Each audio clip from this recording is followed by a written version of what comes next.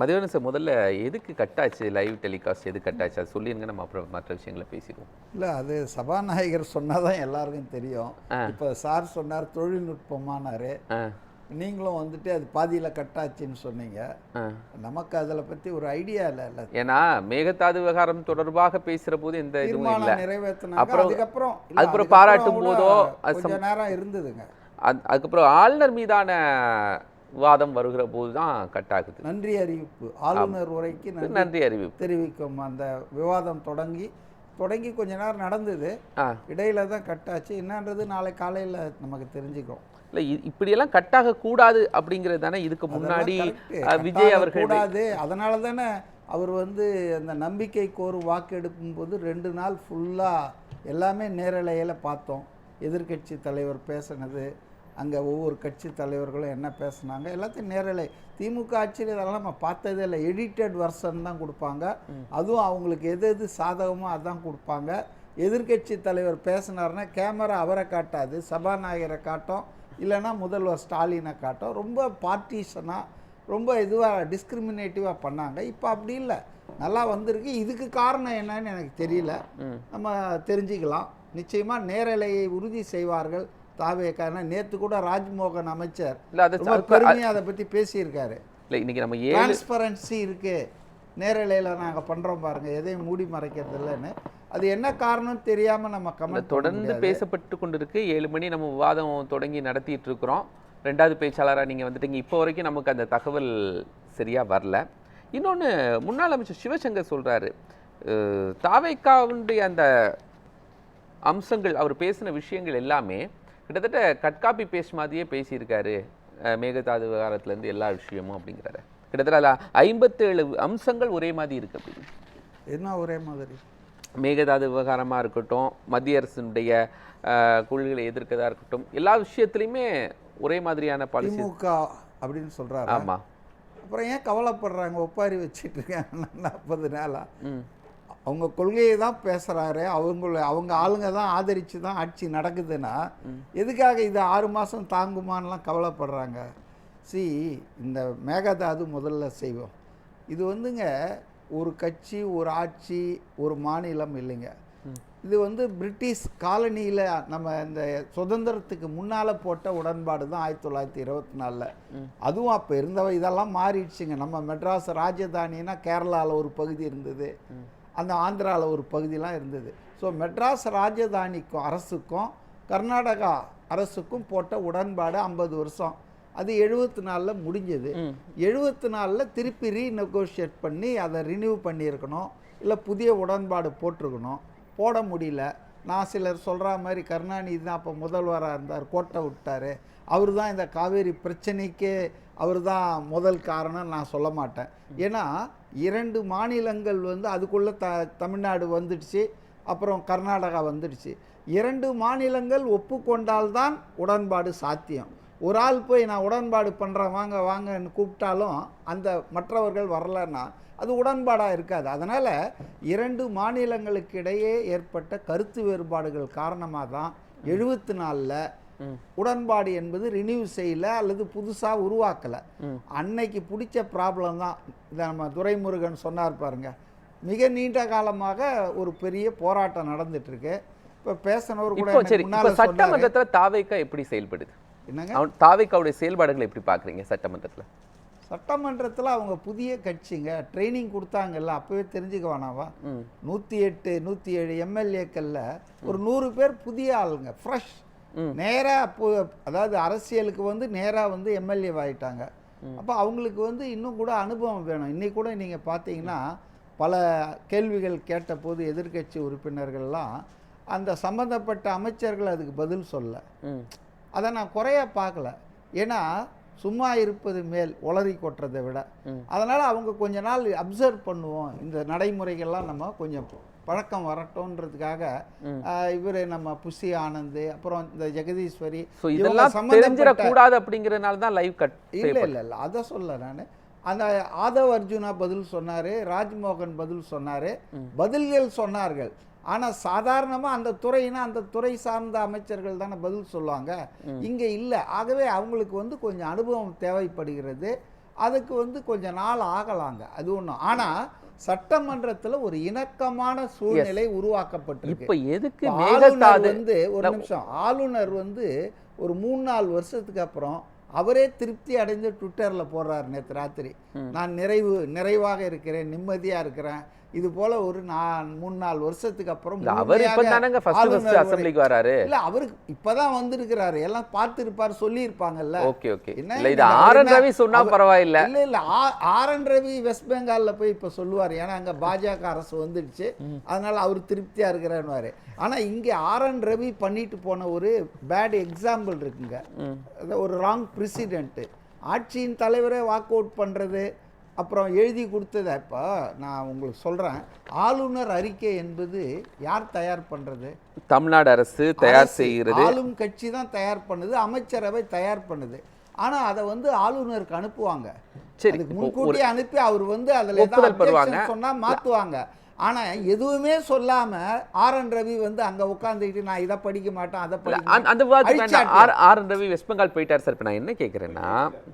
இப்போ நான் என்ன கேட்கிறேன்னா இன்னைக்கு ஆளுநர் உரை மீதான மதிவானன் சார், ஆளுநர் உரை மீதான நன்றி தெரிவிப்பு தீர்மானம் அது சார்ந்து விவாதம் நடக்கணும்.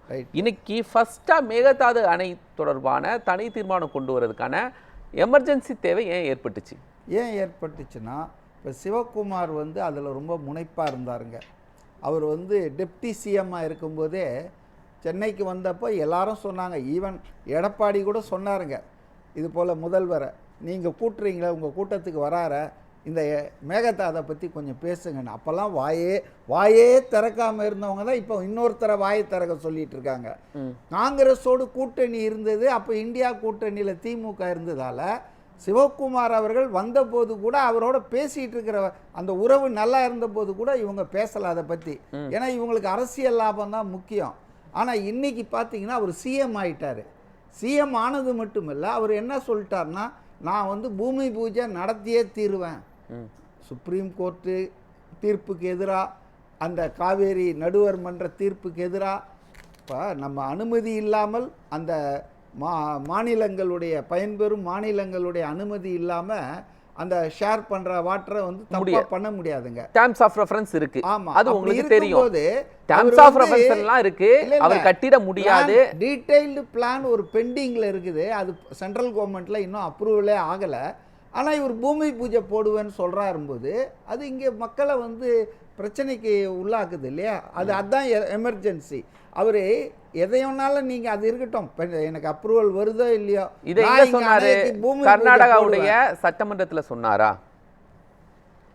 எங்க கர்நாடகாவில் டெப்டி சீஃப் மினிஸ்டர் சொல்றாருன்னா அவர் சட்டமன்றத்துல சொன்னாரா, சந்துல சொன்னாரா, பொந்துல சொன்னாரா? இதெல்லாம் responsible minister and deputy chief minister. அவருக்கு இப்ப சிஎம் இல்ல பூமி பூஜை நடக்க சொல்லும்போது இப்ப சிஎம் ஆயிட்டார். அதனால அப்படிலாம் நம்ம அவர் சட்டமன்றத்தில் சொல்ல, அதனால நம்ம கொரட்டை விட்டு தூங்கலாம் அப்படிலாம் கிடையாதுங்க. There was an emergency. இதில் இப்போ நீட் இந்த இது ஏற்கனவே எதிர்கட்சி தலைவர் உதயநிதி ஸ்டாலின் சொல்றாரு, ஏற்கனவே திமுக ஆட்சி வந்த உடனேயே இது குறித்து தனி தீர்மானம் நிறைவேற்றி அனுப்பியாச்சு. இப்போ அதுக்கான தேவையா வந்துச்சு? ஏற்கனவே இந்த தீர்மானம் நிறைவேற்றி நீங்க அனுப்பிச்சிட்டு இருக்கீங்க, ஆனா அவங்க வேலையை அவங்க பண்ணிட்டு தானே இருக்காங்க. அப்போ தொடர்ந்து பண்ண வேண்டியது தானேங்க, சும்மா இருக்க முடியாது. எனக்கு முன்னால் இருக்கிறவங்க அனுப்பிச்சிட்டாங்க அப்படின்னு இந்த ஆட்சி சும்மா இருக்க முடியுமா? சும்மா இருந்தால் நீங்கள் சும்மா இருப்பீங்களா?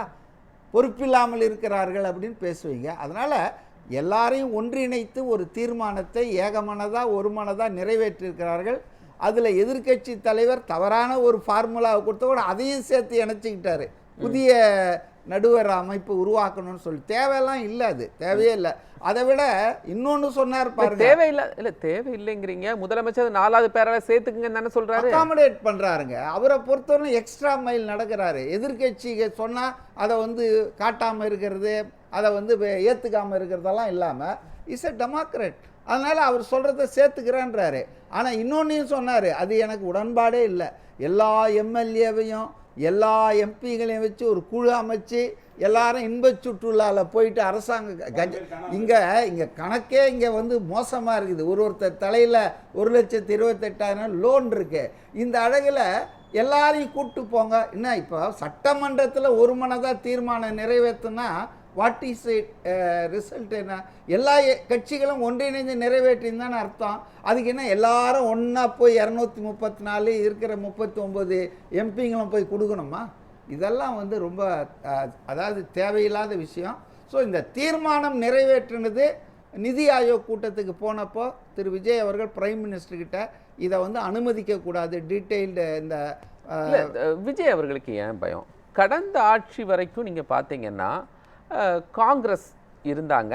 காங்கிரஸ் ஒன்றும் அமைச்சரவையில் பங்கெடுக்கலை. காங்கிரஸ் லெட் டிஎம்கே கவர்மெண்ட் கிடையாது. ஆனால் இங்கே காங்கிரஸ் லெட் டிவிகே கவர்மெண்ட். இங்கே ஏன் பயப்படணும்? காங்கிரஸ் தானே கர்நாடகாவில் இருந்து. காங்கிரஸை மீறி டிகே சிவகுமார் செஞ்சிருவாரா? சரி, நான் ஒன்று கேட்டால் நீங்கள் ஒன்றும் தப்பாக நினச்சிக்காதீங்க.